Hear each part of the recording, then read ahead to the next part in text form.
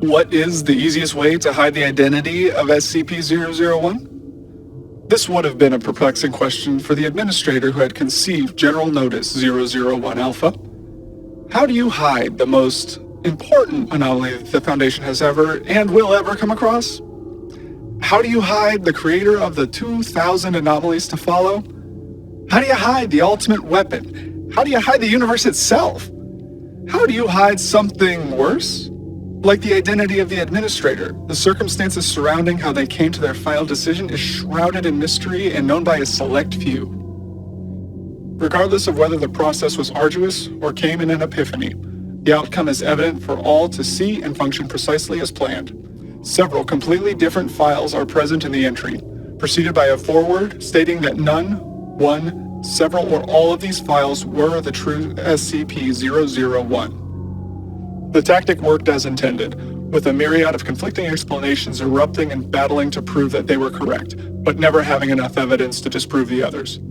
The simplest conclusions were the most common, that there was no true 001, that it was simply a ploy utilized by the O5 Council to instill a sense of purpose into the staff of the Foundation, hiding the truth that these anomalies had no source or explanation, or that all the files were the true 001, that by some twist of fate they had devised a method of coexisting somehow. Through all of this, a reoccurring theme emerged. Very, very few thought outside of the box. Very few were able to realize the truth. Begin log. Time is...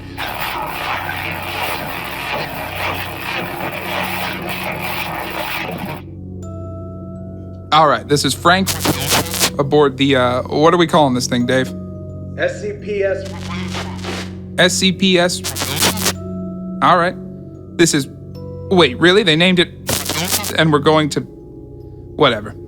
This is Frank aboard the SCPS. Current time is... And we're about an hour from launch. The overseers have been getting these ships made for quite a while now, and it seems they've decided to send us out to take a look-see at those bits of the universe we can't see yet. I'm just a record keeper for this trip, so I figured it'd be handy to start my keeping prior to departure. You know, in case something happens. Anyway, might as well start with system reports. Reactors fully functioning, weapons look good. Begin log. Time is...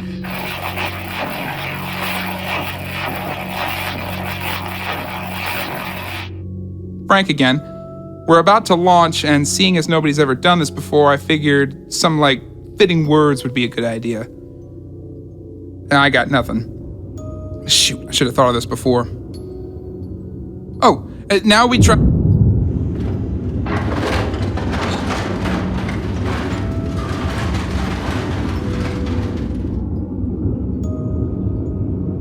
Fucking asshats could have given us a warning before we left at least.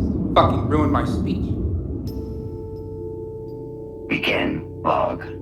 Time is 4 hours, 18 minutes, and 18 days since launch.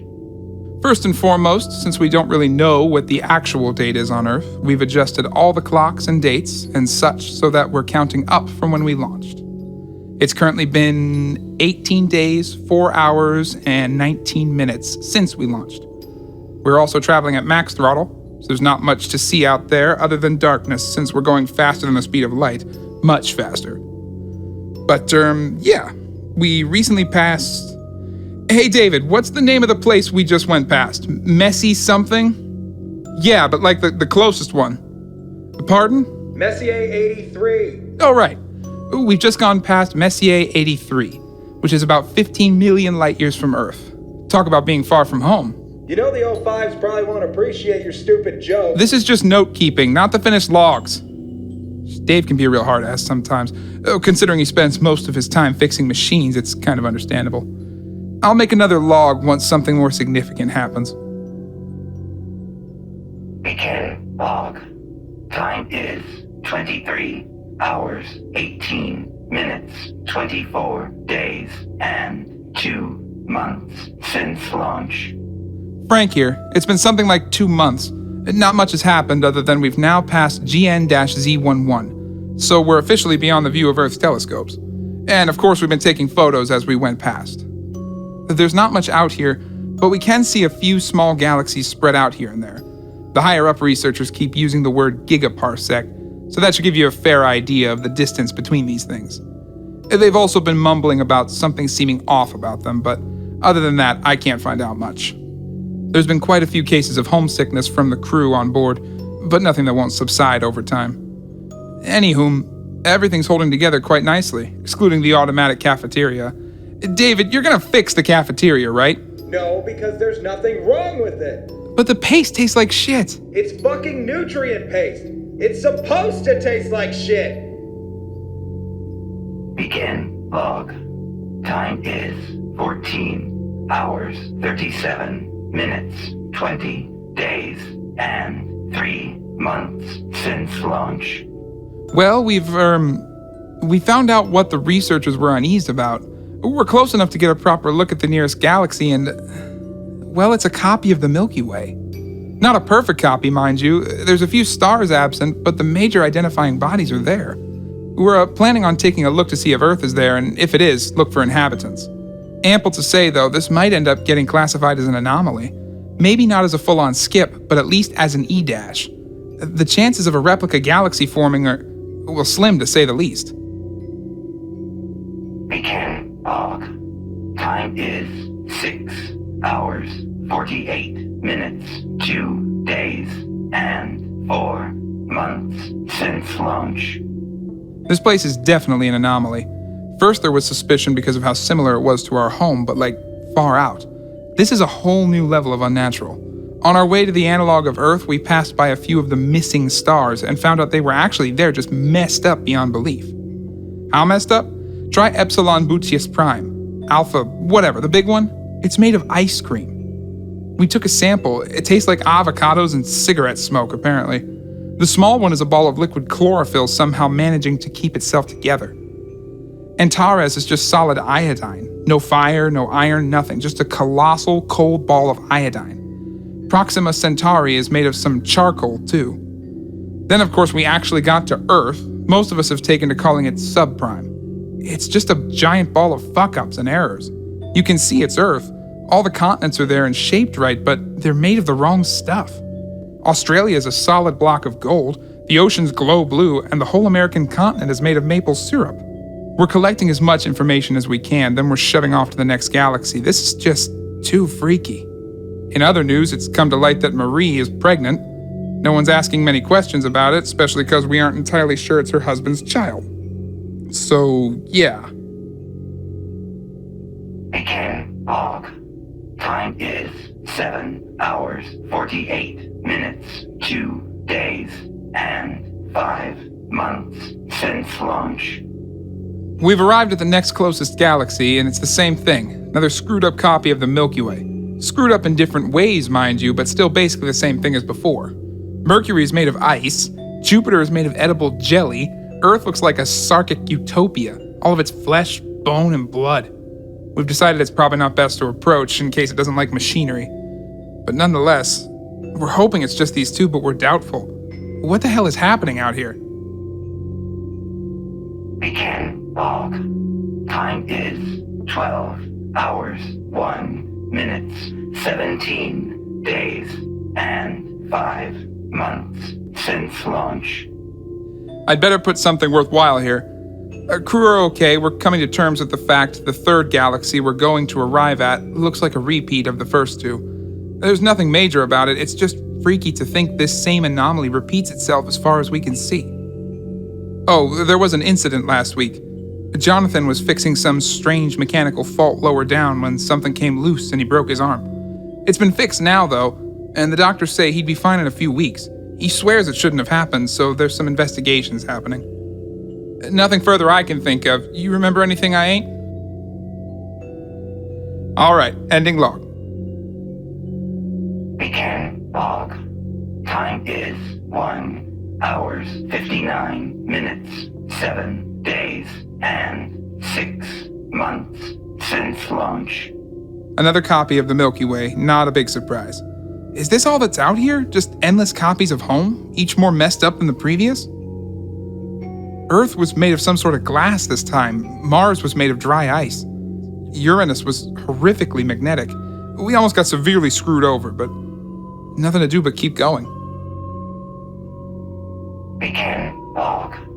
Time is 0 hours, 0 minutes, 30 days, and 8 months since launch.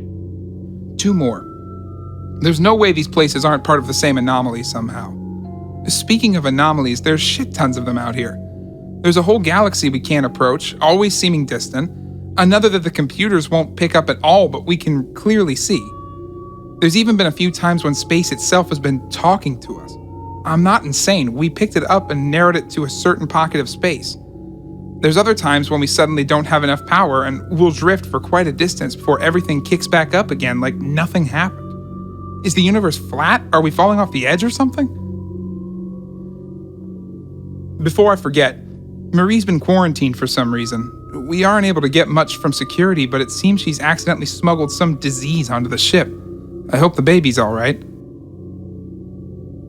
Begin log. Time is 5 hours, 14 minutes, 10 days, and 10 months since launch. The most recent Earth, subprime 10, I think, it's got signs of human civilization, specifically ours. There's Las Vegas is there, made entirely of stacked poker chips and playing cards. New York is one huge piece of obsidian that looks like it's rather conveniently eroded to be identical to the New York back home. There's no humans, mind you, no signs of life at all. And considering the oceans are pure hydrogen cyanide, it's probably best that nothing evolved to survive that. Why aren't we being copied if our homes are too? Begin log. Time is 16 hours, 5 minutes, 18 days, and 11 months since launch. Tokyo is made of seaweed and is located at the North Pole.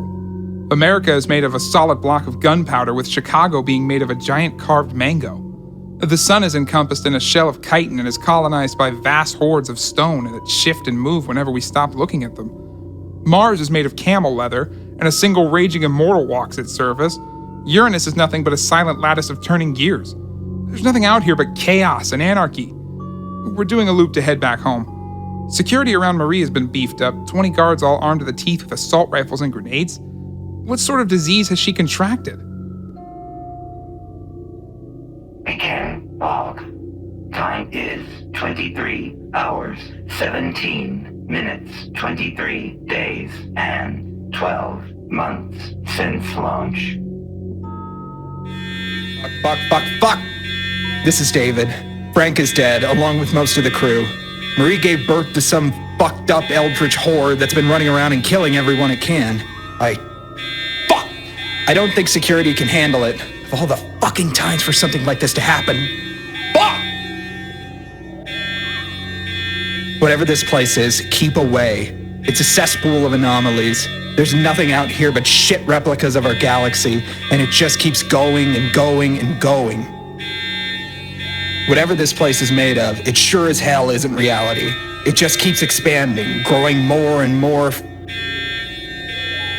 Of course, why wouldn't it with outside? Did the overseers already know what we would find, or did they just want it confirmed? Begin log. Time is 2 hours, 2 minutes, 14 days, 3 months, and 1 year since launch. Cafeteria's busted. Only spits out rat poison. We're not going to make it, but the ship will.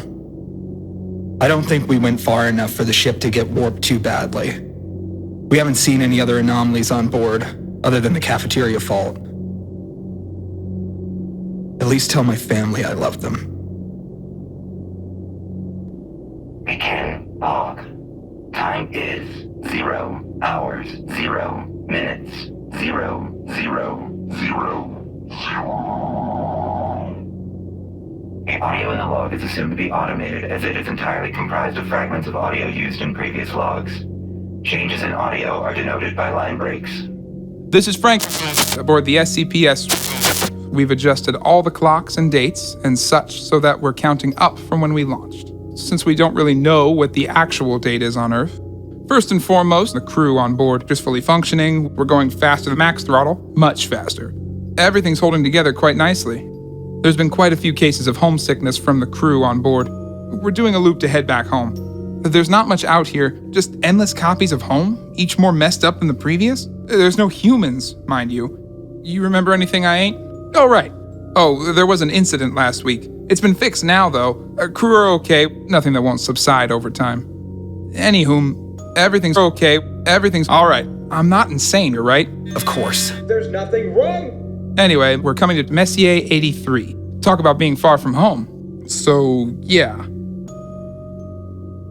The information collected and the names listed would never be seen by the light of day. It would have been sent directly to the highest echelons of the Foundation, who'd listened, considered, and acted.